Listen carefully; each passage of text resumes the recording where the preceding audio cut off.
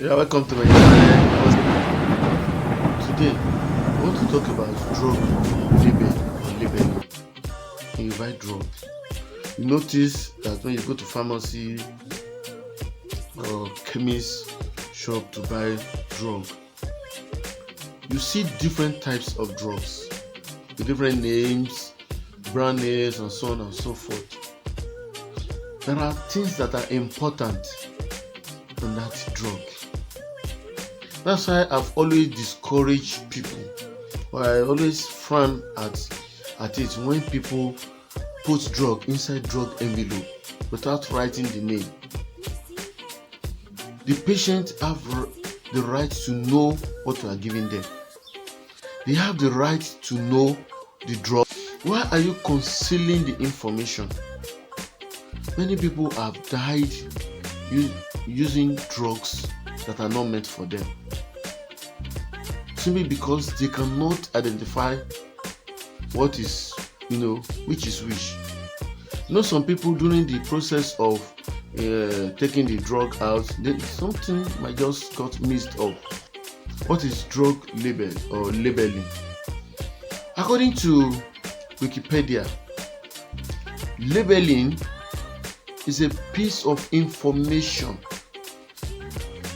placed on a drug, on an article, to give you information about that article, or in this case about that medicine or drug. Now we have official labeling and we have unofficial. So which other people may call over-the-counter label and prescription labeling. Now in prescription labeling, prescription drugs are drugs your doctor has to prescribe and sign it for you, whereas over-the-counter drugs are drugs that can be gotten at any place. Paracetamol, Alabuco, and some other simple painkillers over the counter. Now when it comes to the unofficial thing, there are the simple information that you should know, like the name of the drug, the strength is 100 milligram, 10 milligram, 5 milligram, the expiry date, the manufacturer, and so on and so on. But when you come to the official now, these are done between health workers, health practitioners, between a pharmaceutical company, the manufacturer, the manufacturing company, and the pharmaceutical company. The interaction between healthcare industry, the manufacturer to the marketer to the healthcare professional that is prescribing the drug. So this information are important to know. Whenever you pick any drug, there are things you should look out for, and that's the purpose of this video today. So number one is the name of the drug. Now under the name, we have the trade name, we have the generic name. Trade name is a name that is known, a drug is known with. For instance, in this part of the world, I have a Nemeji, I have Laritin, ACT, I have Lonat, you have paracetamol, that's SKG paracetamol, we have Pharmatex paracetamol, with different brand names and trade names. But under it are the generic name of that product. For instance, if any health practitioner want to write, they may not tell you a particular brand name, except maybe they trust that brand. What they write is to write the generic name, paracetamol, 3 times daily, 2-3 times daily. That's all. So whether you are in Nigeria, you are in the United States of America, in the United Kingdom, wherever you go, paracetamol is paracetamol. That's the generic name by which that drug is known. Because it's important for you to know the generic name. Apart from the generic name and the trade name, so like I said now, I told you that the trade name or the brand name is the name, the company that produce the drug, give the drug. Bonador, tomorrow I may call my own Colador, so a different name, but the generic name are the name under. So you see they will write so name, like look at the example here now. They will write so name, Bonador, a brand of paracetamol, or they will tell you Tandac, containing ceftriaxone and Surbactam. Another thing that is important for you to note is the strength of the drug in your hand. The strength. In children, you see them, they come in syrups, ELISA, suspension. You also need to know the milligram. Some people, they will write cephalosporin 125 milligram. Take 5 mil BD, that's morning and night. And if there is no 125 milligram, what will you do? So it is important for you to know the strength of the drug you want to buy. When you pick it, look at the strength. That's very important. The strength of the drug. And these are always on the label of the drug. One important items to look for are the active ingredients in the medicine you are using. The active ingredients. I have a friend, we always ask you, what's the active ingredients? Forget about this name, I am not interested. What are the active ingredients? Another important thing is the warning that are placed on the drug. Okay, warnings are the most important part to me.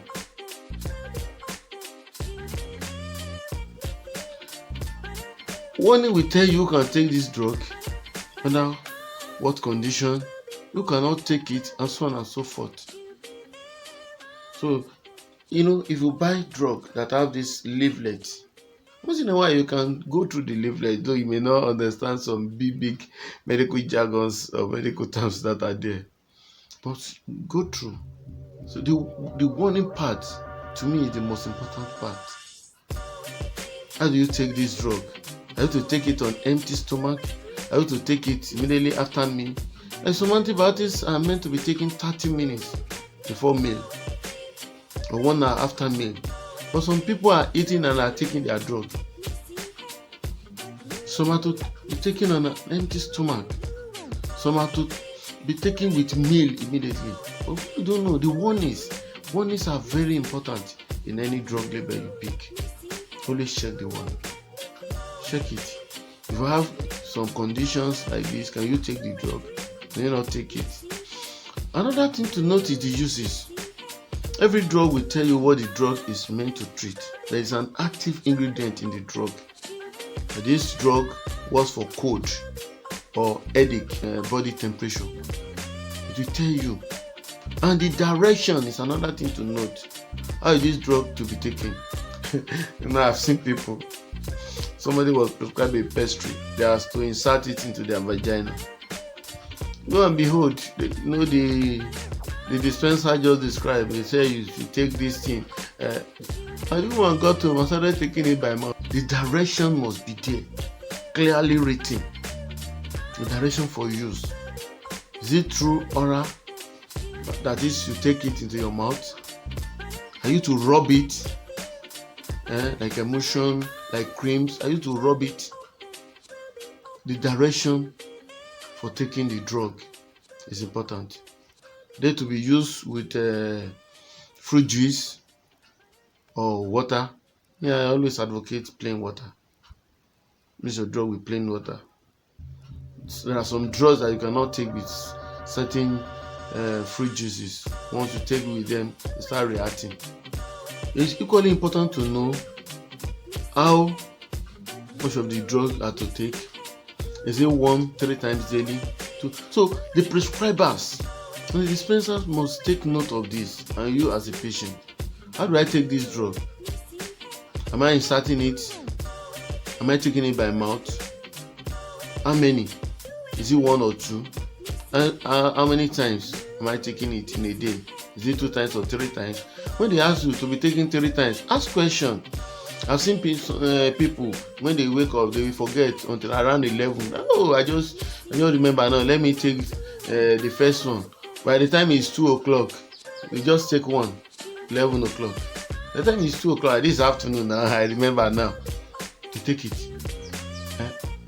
By 6, they say it's night now. 3 times daily, and the drug will start reacting seriously. Do this 3 times. Tell your subscriber, the networker, to tell you, how do I take this drug? Do this 9 in the morning, 3 in the afternoon, 9 in the evening. Better. That's for 3 times daily. Is it an hourly drug that we take 12 in the morning, 12 in the night? It's very important to note and very important to ask. Then another thing is other information that may be placed on the drug, like the storage condition. If drug is meant to be inside the refrigerator and you keep it, outside the refrigerator, the active ingredient may become useless in no time. I have an example in the tetanus toxoid injection. Tetanus toxoid injection are meant to be kept inside fridge, refrigerator. But people that are selling, keep them on their shelf. And when you go there to buy, whether the one in ampoule or the one in a vial, so many times I've told people to return it, especially the one in vial. There is this round, this circle on it, and inside the circle is a square. That square must be white. That is the cold chain of that vaccine.